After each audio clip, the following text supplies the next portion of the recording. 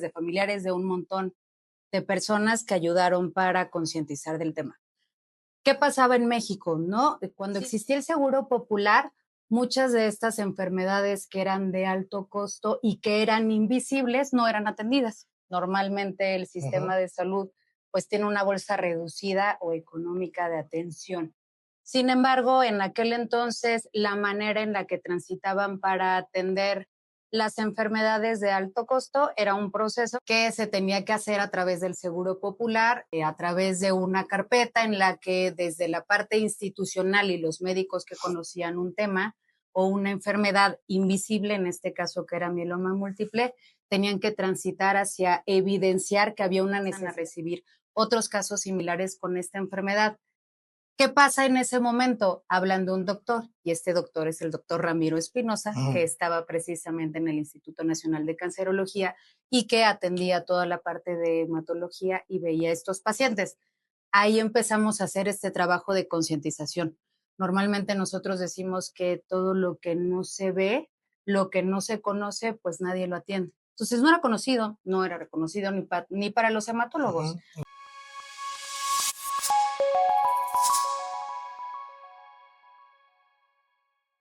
Hola, ¿qué tal familia incansable? Bienvenidos a un episodio más de su programa Soy Incansable, el podcast. En esta modalidad vamos a empezar con las festividades, la anuencia de lo que es el Día Internacional del Mieloma Múltiple para hacer conciencia. Entonces vamos a crear una serie de podcasts durante todo lo que es este mes de septiembre, aprovechando que septiembre es mes también de algunas enfermedades hemato-oncológicas, pero obviamente no queremos dejar pasar el 5 de septiembre, Día de Concientización Internacional contra el mieloma múltiple, una enfermedad muy agresiva que ya a lo largo de los siguientes podcasts lo irán entendiendo ustedes porque lo iremos desglosando capítulo a capítulo y hablándole un poquito con la finalidad que usted entienda. Quisiera hablar un poquito de la historia del mieloma múltiple, pero más que la historia que todos los libros nos cuentan, que lo voy a abordar, me gustaría hablar un poquito de la historia mexicana del mieloma múltiple. Son tres cosas que quiero abordar primero. Epidemiológicamente, el maestro Sánchez Medal, el doctor Vaz Villaseñor, el maestro Juan Labardín, trabajaron por ahí en el año 1950, quizá la primer casuística de mieloma múltiple, en un grupo más o menos de 98 neoplasias hematológicas que fueron reportadas en una revista muy importante de aquellos tiempos, 1953, pues hablaron de 98 neoplasias hematológicas, de los cuales 11 eran mielomas. De esos 11 mielomas, pues obviamente tenían mucha sintomatología como el mieloma y unas alteraciones muy barbas, de ahí que esos 4 fallecieron muy rápido. En aquel tiempo, pues solamente estaba el aceite de prostano como un tratamiento y en algunos casos la radioterapia. Se veía muy lejos la posibilidad del trasplante y no había ninguna opción terapéutica. De ahí nos vamos a 1998, 1999, donde por primera vez ustedes buscan algo de epidemiología nacional y se hablaba de más o menos 500 casos nuevos de mieloma múltiple para 1998, 500 casos de mieloma múltiple para 1999, un poquito más para hombres que para mujeres, pero lo importante en estas fechas es que ya pertenecía a las 20 principales causas de muerte dentro de las neoplasias hemato-oncológicas, o sea, las neoplasias de la sangre, los cánceres de la sangre. De esa lista de veintitantos, no ha salido el mieloma múltiple, sigue formando parte dentro de las 20 principales causas de muerte. De ahí, pues nos vamos unos añitos más cuando ustedes empezamos nosotros a ver un poquito de mieloma. En el país, las únicas personas que hablan de mieloma múltiple y eran las instruidas y nos enseñaron a todos, era el doctor Jorge Vela, del Centro Médico Nacional La Raza, y la maestra Débora Martínez del Instituto Nacional de la Nutrición. Todos los congresos de hematología que había hablado de mieloma múltiple, ellos eran los ponentes y los expositores. De ahí que 4 o 5 artículos que salieron en esa época, la casuística de unos casi 400 a 700 casos de mieloma múltiple, los manejaban ellos. Los protocolos de investigación, todo lo que se decía en el mundo, todas las novedades, ellos son los que nos las traían aquí a nosotros, los mexicanos. En aquel tiempo yo era residente todavía y escuchaba a Débora Martínez y a Jorge Vela, no había nadie más. Quizá por ahí mi maestro Eduardo Cervera, pero él no veía aquí, no veía mieloma múltiple, lo veía Ernesto Calderón en la clínica de trasplantes, porque para ese tiempo ya el trasplante era una opción terapéutica curativa y era la única. Ujú. De ahí vino toda la historia del mieloma múltiple dentro de los grupos a los que pertenecemos los hematólogos del país, que es la Asociación Mexicana de Hematología, esta Asociación Mexicana de Hematología hace sus congresos, fueron creciendo las escuelas de hematología, cada vez más médicos se interesaron en hacer la especialidad y es un montonal de artículos y trabajos libres, póster, trabajos libres presentados año con año en este congreso de la Sociedad Mexicana para el Estudio de la Hematología AC, de la cual mi maestro Juan Lavarini fue uno de los fundadores junto con el doctor Sánchez Medal, maestro de mi maestro. Si juntamos entre los años, hasta antes de los años 2005, podríamos hablar de 5,000 casos de mieloma múltiple, pero eran todos los casos que se movían, es decir, yo puedo meter ese trabajo hoy y pasa mañana el mismo trabajo con otro nombre, otros datos, y así de tal manera que no tenemos una casuística rara. Eso es lo que les puedo hablar ahorita, un poquito adelantando de la historia del mieloma múltiple en el país, hablando de epidemiología. Pero fue gracias a esta invitada quien me ayudó muchísimo a trabajar algo que vimos como una necesidad. Les platicaba que aquí en el INCAN, quien tenía el mieloma múltiple era el doctor Ernesto Calderón, quien en aquel tiempo era el jefe de la unidad de trasplante. El mieloma múltiple no se financiaba solo, se financiaba solo. Les estoy hablando antes de la venida del viejo Seguro Popular. El paciente que podía pagar todos los medicamentos tenía derecho a un trasplante autólogo, le fuera como le fuera. Y aquel paciente que desafortunadamente no podía tener ese recurso para pagar un trasplante, le estoy hablando 2006, 2007, 2008, 2009, 2010, un trasplante de ese tipo te costaba como unos 400,000 pesos más o menos. Y entonces, pues si tú tenías ese recurso, pues llegabas y formabas parte de la clínica que manejaba el maestro de trasplante y son mielomas que se trasplantaban con un trasplante, valga la redundancia, autólogo, es decir, tus propias células se te seleccionan y se te vuelven a infundir después de una terapia adecuada. Tan así que una quimioterapia que te borra toda tu sangre y las células madre que te sacamos te las volvemos a poner, volviendo a repoblar toda tu sangre. En sencillos rasgos es el trasplante autólogo, tus propias células. Y los resultados eran favorables. Tan así que hoy a la fecha que yo tengo el placer de ver a los pacientes de mieloma aquí en el instituto, pues el paciente con mieloma múltiple trasplantado en aquel tiempo todavía están vivos, muchos de ellos, a Dios gracias. Y pues bueno, eso es lo que había, no había más tratamientos. La supervivencia de los pacientes que no se trasplantaban era muy baja, la mortalidad era muy alta, tan así que se generaba un tabú y por esa historia que yo te platico, el mieloma múltiple estaba encasillado. Ese concepto yo no lo conocía, yo lo conocía gracias a mi invitada especial, que es Jacqueline Canto. Hola, Ramiro. ¿Quién es Jacqueline Canto? Gracias por invitarme. Hola a todos. Soy Jacqueline Canto, directora general de 76. Nosotros somos una agencia de relaciones públicas y comunicación que genera de manera colectiva puentes, vínculos y conversaciones para crear un bien común, sobre todo en la sociedad.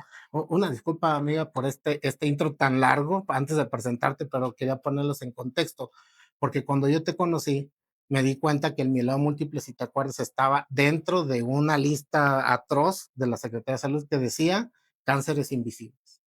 Y Es la correcto. primera invitación que tú me hiciste es para hablar ante el Senado, para decir por qué no era un cáncer invisible. ¿Te Es acuerdas? correcto, sí. Tú ahora relatabas como de manera muy breve cuál era la situación en México hasta 2016, con el número tan reducido de especialistas que había en mieloma múltiple, empieza a haber una necesidad y también me quiero regresar un poquito. Sí, sí, sí. Se hizo un trabajo colaborativo con un montón de personas. Yo te agradezco las flores que me echas, pero este trabajo es trabajo tuyo, de organizaciones civiles, de pacientes, de familiares, de un montón de personas que ayudaron para concientizar del tema.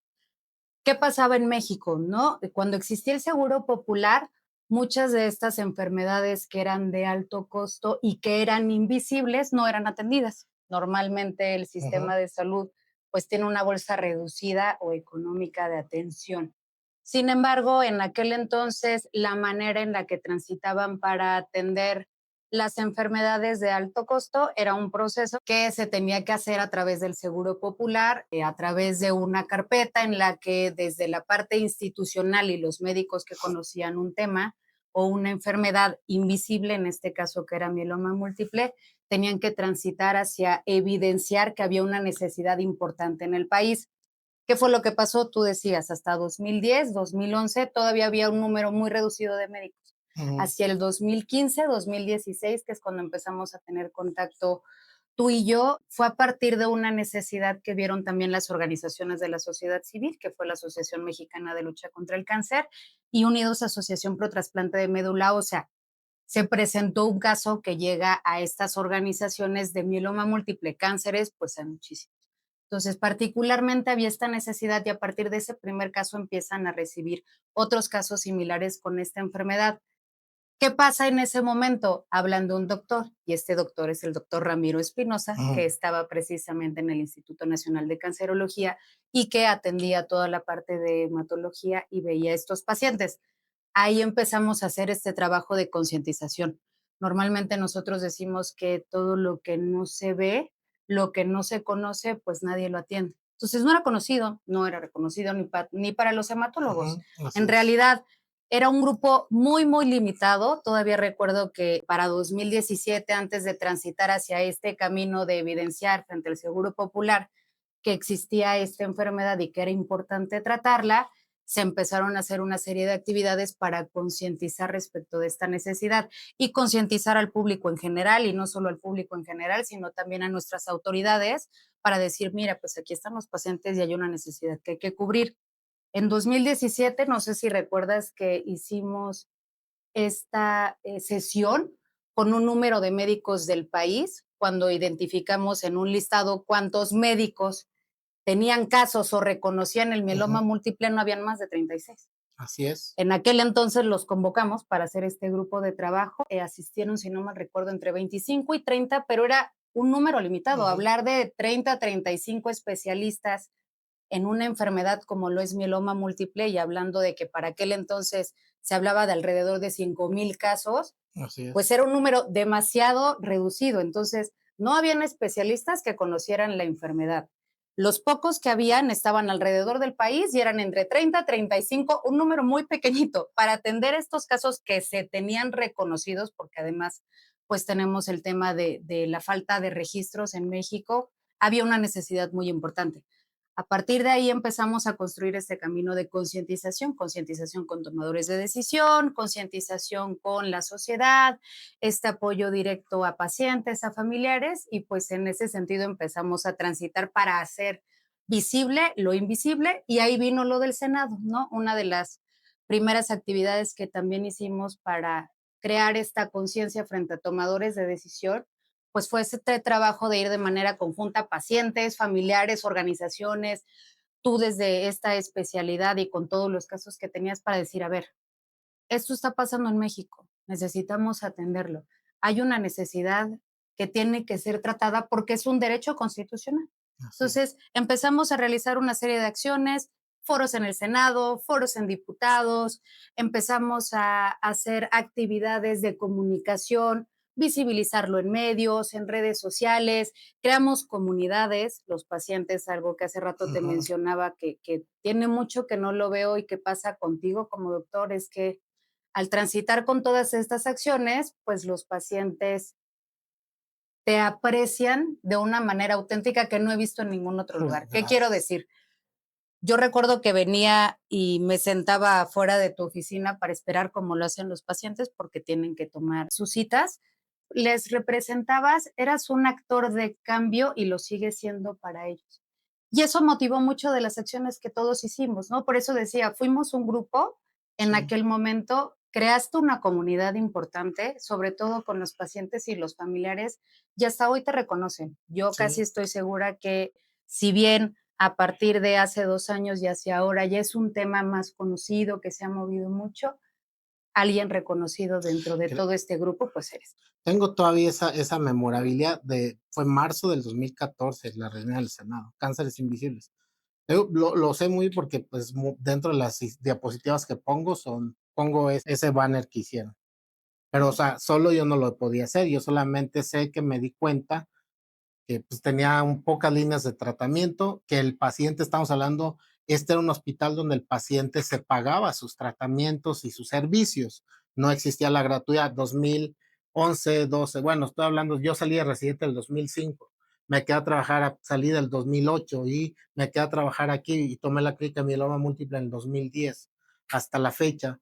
Entonces, sé de eso. La gratuidad empezó a correr aquí en el 2018, realmente como debe ser ya bien establecido una vez que amarramos todos los nudos, pues 2021-22, que las autoridades ya quedó bien conformado esto. 2018 es por ley, así queda. Pero antes del 2018 todo el mundo se paga sus tratamientos. Y eran tratamientos muy baratos porque era lo que podía pagar el paciente. Empezaron a venir muchos tratamientos que eran muy caros, el paciente no los podía pagar. Venían medicamentos intravenosos que eran buenos, con buenos resultados.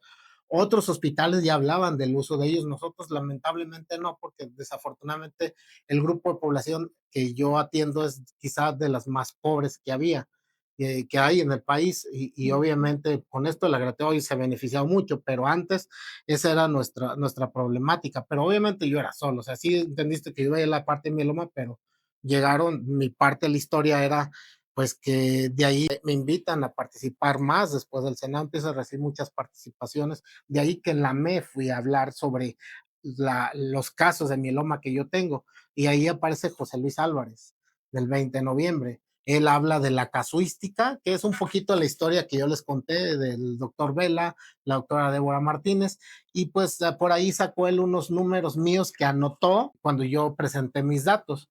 Y ahí pues nomás nos conocimos, pero después nos vimos en un encuentro de mieloma múltiple en León, y ahí vuelve a presentar los mismos datos, yo vuelvo a presentar los mismos datos, nos sentamos juntos, y yo le dije, José Luis, pues aquí tienes mis datos, o sea, le di la tabla, el Excel de los datos que yo tenía, y él me pasó las mías. Algo inédito, esto casi no se veía entre hematólogos, tengo que decirlo, la verdad. Compartir nuestras bases de datos. De ahí, y cuando Jacqueline me dice, pues alguien más, pues está José, lo del 20 de noviembre, y tiene al menos más de 150 casos que son los que a mí me prestó. Y después, pues obviamente jalamos a Débora, que Débora realmente tenía múltiples ocupaciones, es mamá, entonces ella sí, sí jalo, pero así voy y vengo porque tiene muchas actividades. De ahí que nos prestó un artículo que ella publicó, 96 casos en aquel tiempo. Después aparece el doctor Mijangos, en aquel tiempo estaba en Pemex, y pues también nos presentó casi como 180 casos de todo Pemex.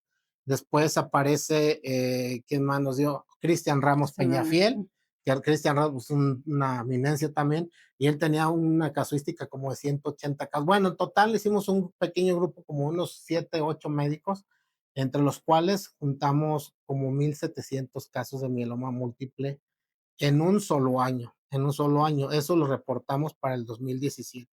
Y se vino contarle al público, contarle a las autoridades lo que es la ruta del mieloma, que es lo que pasa el paciente cuando se diagnostica por mieloma múltiple para llegar a un centro de atención como este o como cualquier otro. Entonces empezamos a contarle a la gente cómo pasa el paciente su diagnóstico y descubrimos, pues uno, que se tardan un montonal en llegar, que tiene más de 8 o 7 médicos que los ven, no oncólogos, que los ven antes de nosotros y que esos 8 médicos los retrasan casi año y medio buscándole muchas cosas, porque el mieloma es eso, el mieloma puede parecer muchas cosas, y como la gente no lo conocía y los médicos no lo conocen, menos los no oncólogos, pues tantito peor. Entonces son pacientes que se la pasan entre el dolor, las fracturas y la discapacidad por casi promedio un año, año y medio más o menos. Y que en ese ratito lo vieron 7, 8 médicos en la ruta del mieloma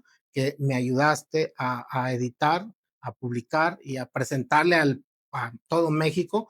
Hasta la fecha me siguen hablando para preguntarme sobre ese trayecto, porque fue un folleto, un panfleto, no fue algo para publicar en una revista, porque en aquel tiempo lo que nos importaba es que la gente que tenía que tomar decisiones supiera y viviera que sí existe el mieloma, que no es esa enfermedad que mata a mucha gente y que no existían menos de 500 casos en todo el país.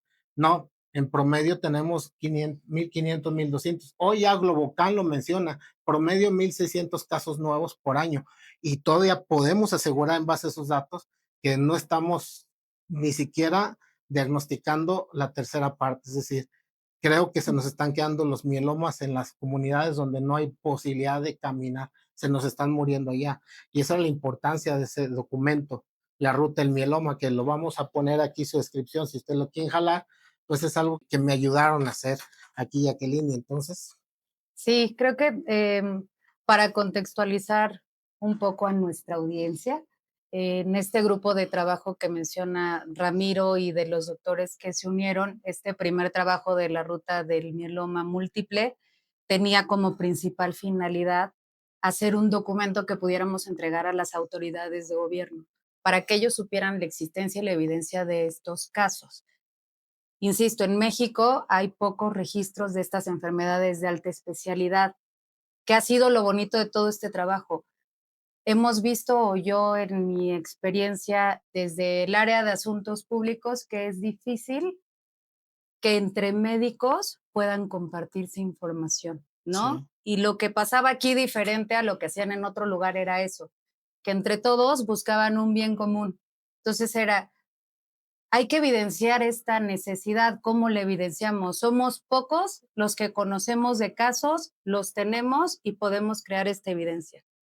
Juntémonos como grupo, tracemos esta evidencia y presentémosla a aquellas personas que nos pueden ayudar a mejorar la calidad de vida de los pacientes, porque de ahí venía todo este contexto que tú nos dabas, ¿no? Conforme el paso de los años, habían muy pocas herramientas que un paciente con mieloma múltiple pudiera tener disponibles para ampliar su expectativa de vida.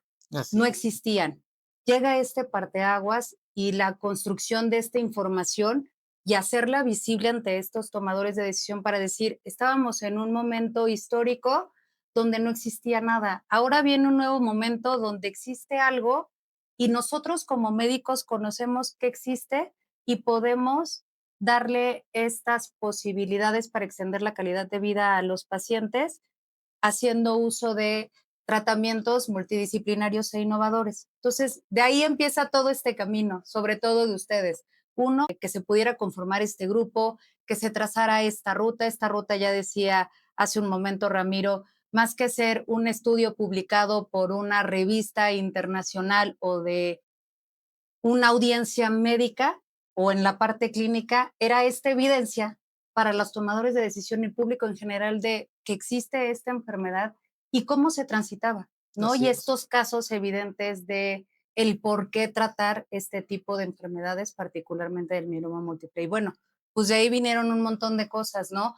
Vino el que se sumaran estos pacientes, que además ellos siempre han sido los que han llevado esta voz y quien abandera nuestro trabajo de colaboración. Sí, sí, sí. Se sumó a nosotros Víctor Tolosa, que seguramente te está escuchando como fan número uno Sí, sí tuyo lo hace, sí lo hace. y que por ahí debe de estar.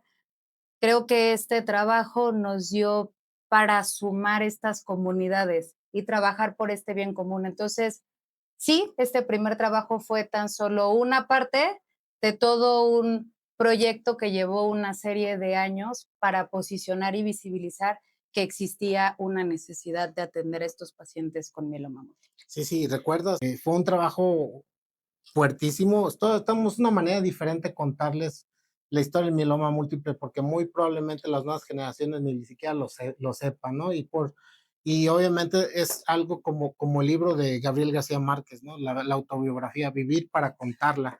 Y eso es parte de lo que estamos haciendo, lo que queremos hacer en este primer capítulo. Antes de desplayarnos un poquito, hablarles del mieloma múltiple, pero la parte que yo quería comentarles con Jacqueline es eso, la unión que se logró entre médicos de todas las especialidades. Se hizo un documento que lo firmaron al menos 4 instituciones grandes, que fue el Hospital General, su director en aquel tiempo, el director del ISSSTE, 20 de noviembre, el director del ISSSTE Soquipan, Ustedes. y obviamente, pues era abanderado por el Instituto Nacional de Ujú. Cancerología, firmado por el doctor Abelardo Meneses, entonces director del instituto. Recuerdo que, o sea, para que el doctor Meneses le volvimos a explicar cómo era, lo convencimos de este proyecto, de este trabajo, de este esfuerzo que queríamos incluir. Nuestra meta era que el paciente pues no pagara tanto o tuviéramos la posibilidad de tener acceso a drogas cada vez más eficaces, pero que el paciente lamentable no podía pagar. Entonces, gracias a ese apoyo, se logró uno. El mieloma sí existe. Se salió de esa lista de cánceres invisibles. Existen y hay pacientes y puede haber más. Hay clínicas expertas en tratamiento de mieloma múltiple en todo el país y hay muchos hematólogos expertos. Pero se logró unir en una reunión que hicimos donde además de que estos centros importantes y el entonces director del INCAN lo firmó, la firma de todos los hematólogos. del que pertenecían a la ME en aquel tiempo, ¿no? Hicimos aquí un brochure, ¿te acuerdas? Sí, De completamente. Uy, donde nos todos llevó días. apoyaban esta iniciativa, la vieron muy fuerte, la vieron como muy viable y obviamente pues fue, pues, la verdad para mí un logro satisfactorio porque quizá la historia me gustaría cortarla ahí porque pues de ahí es lo que sucediera. Bueno, de ahí hubo muchas reuniones del Consejo de Salubridad General, donde aceptaron la carpeta, o sea, porque no nos la querían recibir, ¿de Sí, acuerdo? completamente de acuerdo. Creo que lo que nos sumaba era este bien común de hacer visibles a los pacientes. Ahorita que te escuchaba, creo que una parte que he visto que pierden muchas veces los médicos es el ponerse en el zapato de la persona que fue diagnosticada con una enfermedad. Entonces, lo que nos motivaba era hacer visible lo invisible y que efectivamente no los desahuciaran, ¿no? Porque Justo, no había estas herramientas ni tecnológicas ni médicas para tratarlas y ahora que ya las había no estaban disponibles. Entonces, no bastaba solo con ver a un paciente y decirle: "Tienes esta enfermedad", ¿no? "No sí, hay nada que hacer, vete a casa". No, exacto, al contrario, sí hay mucho que hacer y a partir de ahí, pues, todo este trabajo que se vino construyendo. La carpeta súper importante. súper importante. Recuerdo horas de subir a dirección general, que nos teníamos que sentar afuera para esperar que tuviera un par de minutos el aquel entonces, el director del INCAN, porque tenía una agenda muy apretada, pero necesitábamos esta firma. ¿Para qué la firma? ¿No? Este documento que hablábamos ahora y a modo de contexto es a partir de que ya se hacía visible esta enfermedad, que los médicos se ponen de acuerdo, que buscamos información y evidencia clara para mostrarla a los que toman decisiones en el sector salud. En México tenías antes que presentar una carpeta que evidenciara que tu enfermedad era de alto costo para que pudiera ser atendida por el sistema de salud. Ahora ya no es así por el tema de la universalización de servicios de salud o que estamos transitando desde allá, pero en aquel entonces, toda esta evidencia y de los años que les hemos ido contando de manera rápida en la que los médicos se pusieron de acuerdo, empezaban a construir esta información, los casos que existían en el país, cómo transitaban los pacientes para llegar a alguna solución que les permitiera extender su calidad de vida, pues necesitábamos presentar una evidencia entre el Consejo de Salubridad General. De estas Sí, evidencias de la que habla el doctor Espinosa. Y eso nos llevaba el tener una serie de reuniones, que los médicos se pusieran de acuerdo con la información, que se entregara en tiempo y forma, que se preparara para presentarla con toda esta evidencia y argumentos necesarios para evidenciar. Y bueno, sumado a toda esta información que platicábamos, la carpeta que se hace, que se presenta al Consejo de Salubridad General para entregar lo administrativo necesario que se pedía en aquel entonces para lograr la atención multidisciplinaria de los pacientes con mieloma múltiple. Creo que algo importante, y antes de continuar con este tema y ya casi como cerrándolo, es que a través de esta información que se crea, no solo de la carpeta del Consejo de Salubridad General, la ruta del mieloma múltiple, algunos estudios que hiciste y otros médicos, ha sido y sigue siendo fundamental que se utilice para lograr la atención multidisciplinaria de los pacientes con mieloma múltiple, porque es evidencia real en México. Esta información que se creó en aquel entonces sigue siendo funcional ahorita para sí, lograr esta atención multidisciplinaria. Entonces, los invito a que si en algún momento, ya como decía Ramiro, pueden ver esta ruta, no solo a nivel médicos, autoridades y pacientes, hay evidencia que ya se creó y que está disponible al público para que puedan utilizarla, ¿no? Creo que también lo más importante de este trabajo que se construyó y que hace rato también lo comentábamos con otras personas que nos han acompañado en el camino, Fabiola, Liz, ujú, demás, es todo este trabajo nos ha ayudado para lograr el posicionamiento en la agenda pública de esta necesidad que pasa no solo en México, sino en cualquier país. Aquella necesidad social, particularmente de salud, que no es visible para una autoridad, porque ustedes como médicos no lo saben todo, pero cuando se encuentran casos y no lo evidencian y lo hacen de conocimiento de las autoridades, que este es el posicionamiento en la agenda pública, no se va a atender porque no se conoce. Y todo este trabajo nos ayudó a que fuera visible, tan visible que hoy en día creció ese número de médicos que conocen casos de mieloma múltiple. Cuando hablábamos que hace unos años eran muy pocos, muy pocos. Hoy podemos hacer un breve consenso de cuántos son los doctores que saben de mieloma múltiple, no solo doctores de especialidad, doctores internistas, enfermeros, todo este grupo multidisciplinario desde la parte de salud que conoce el mieloma múltiple por todo este trabajo que se construyó de concientización y adicional a ello también medios de comunicación. Sabemos que hay entre los medios difusión de esta enfermedad que ya la conocen, ¿no? Ya se Claro. habla de cáncer, ya se habla de mieloma múltiple. ¿Por qué? Porque se transitó por todo este camino de hacer visible y posicionar en la agenda pública esta necesidad y hoy en día, en donde estamos, hay atención para los pacientes, tienen mucho mayor información. Si un familiar requiere inclusive atención y este apoyo hasta psicológico, existen organizaciones de la sociedad civil que ayudan, existen en las propias instituciones este personal que te puede ir guiando para transitar por esta atención multidisciplinaria. Entonces, creo que ha sido un gran trabajo de posicionamiento en la agenda pública donde en algún momento se logró y ahora vemos casos muy exitosos de mieloma múltiple Así es, atendidos. justamente las cosas se dieron, quizá la mejor, el final es, el desenlace fue diferente, pero el beneficiado fue el paciente con mieloma múltiple, con muchas cosas. Pero antes de eso, un poquillo más era, entonces la Secretaría de Salud nos dio acceso en el 2015 a todos los datos de todos los centros hospitalarios donde aparecía la palabra mieloma múltiple. Un esfuerzo multidisciplinario de médicos logramos recolectar 2.596 casos, de los cuales en un año 2015, no sabíamos si era de primera vez o ya estaban, eso es quizá el sesgo. Está publicado en la Gaceta Mexicana de Oncología, búsquenlo, también aquí aparece el link, pero nos dimos cuenta de varios casos. Uno, no era una enfermedad de la tercera edad, era una enfermedad que afectaba a jóvenes, sobre todo que generaba incapacidad en gente de la sociedad económicamente activa, es decir, todos aquellos que trabajan y que desafortunadamente por el diagnóstico tan tardado tenían destrucción ósea, iban a una silla de ruedas, a una camilla y estaban incapacitados y ya no trabajaban. Entonces, además requería de alguien que los llevara. Es decir, ese alguien tenía que faltar a trabajar, impactaba sobre la economía de una familia y obviamente pues es la sociedad económicamente activa. En 2015 entonces identificamos que casi el 50% eran menos de 60 años, entre los 20 y los 60 años. Tan así que tenemos registrado el caso más joven de mieloma múltiple, al menos en América Latina, y podría decir yo que en el mundo, porque el más joven tiene 8 años, es de la India, está publicado, pero es un párrafo ahí donde dice paciente mieloma múltiple, fracturas, lamentablemente falleció, entre otras cosas. Pero nosotros era el famosísimo y buen amigo, no voy a decir el nombre, pero le voy a poner aquí su link, porque es un influencer el chico.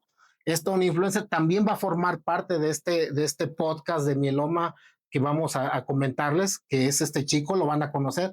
Lo diagnosticamos de 17 años, está vivo, fue trasplantado, recibió las mejores drogas, recibió vertebroplastía, radioterapia, es alguien que llegó sin caminar y hasta caminando y hace su vida normal, a Dios gracias. Y pues bueno, va a estar con nosotros en el siguiente podcast después de este, pero se los vamos a presentar en ese momento. Y pues obviamente sacamos esa información que fue publicada y sirvió también como base de ello.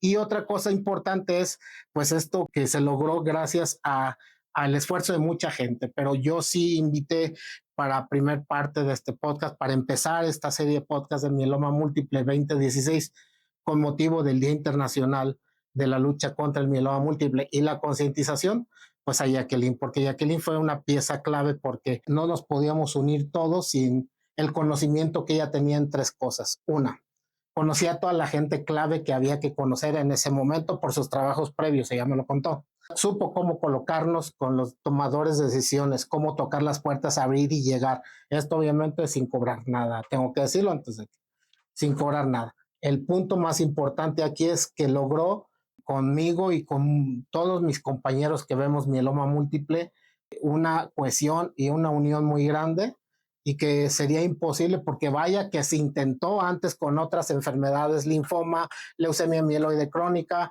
Cuando estábamos en el Consejo de Salubridad General me tocó ver mucha gente que estaba tocando las puertas y bien extraviados y bien perdidos y les dije, ay amiga, pues ayúdales, porque la verdad, sin alguien que conociera dónde, cómo, con quién y a quién hablarle, sería imposible. De ahí que hubo toda una red de medios y el mieloma salió de la bolsa de lo no conocido a lo conocido, existe y mata, pero puede curarse. y puede tener un tratamiento y una solución y puede sacar a ese joven que dejó de trabajar por incapacidad a volver a trabajar, porque además logró que aquí en el INCAN se uniera un equipo multidisciplinario para atender al paciente rápido. De ahí que no soy el único de esto. Es decir, yo veía al paciente mieloma múltiple y lo recibía, pero tengo todo el grupo de químicos que nos ayuda a hacer el diagnóstico en tiempo y forma. Tengo a los médicos regentes que nos ayudaban con las médulas óseas. Tengo a la gente de citometría del flujo, a la gente de citogenética para estadificar y ver el riesgo pronóstico.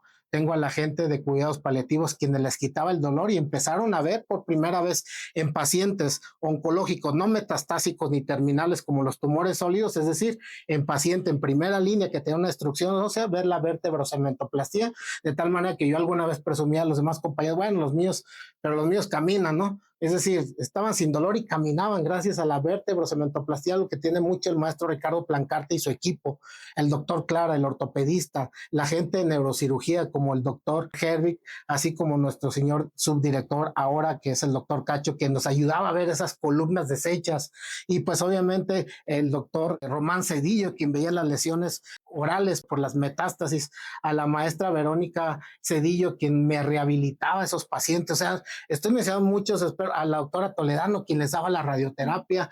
Se formó un equipo multidisciplinario y sólido que generaba esa cohesión, ese equipo dentro del equipo de mieloma múltiple, el equipo local, que lo conformábamos mucha, Celia obviamente, no se diga que es la enfermera que estaba ahí, y todos los compañeros enfermeros y médicos de piso, quien me ayudaba a ver a los pacientes y veían por los pacientes de mieloma múltiple, y pues la verdad ojalá no haya obviado a nadie porque sería desafortunado, pero obviamente toda esa cohesión se dio por Jacqueline Canto. Por eso si se preguntan, ¿y quién es Jacqueline Canto? Pues fue la persona que supo ver y decirnos qué puerta tocar, y por eso estás aquí invitada, amiga. Muchísimas gracias. En nombre del instituto y obviamente en nombre de todos los pacientes de mieloma múltiple. No, pues gracias a ti, más bien me haces Llorar. un gran honor de hablar también de mí. Sí, sabes, ahora pensaba y creo que el mensaje que me gustaría darle a la audiencia para que se lleven de tarea es este trabajo que se realizó y que ustedes creyeron en muchas personas para que pudiéramos acompañarlas y nos dieran el honor, fue para lograr grandes cosas, acciones de cambio y un bien común. Y algo que siempre me he preguntado en este camino y desde que trabajábamos en mieloma múltiple es, ¿qué harías si tú fueras la persona a la que le dijeran que tiene esta enfermedad? ¿Qué harías si supieras que un familiar tiene una enfermedad y que sí existe una alternativa, pero no tienes dinero? Esto fue Radio INCAN.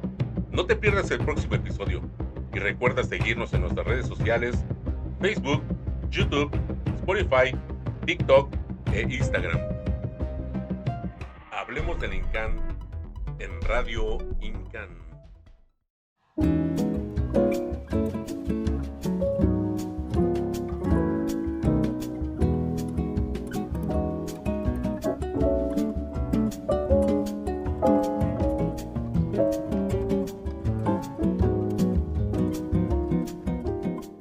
Instituto Nacional de Cancerología.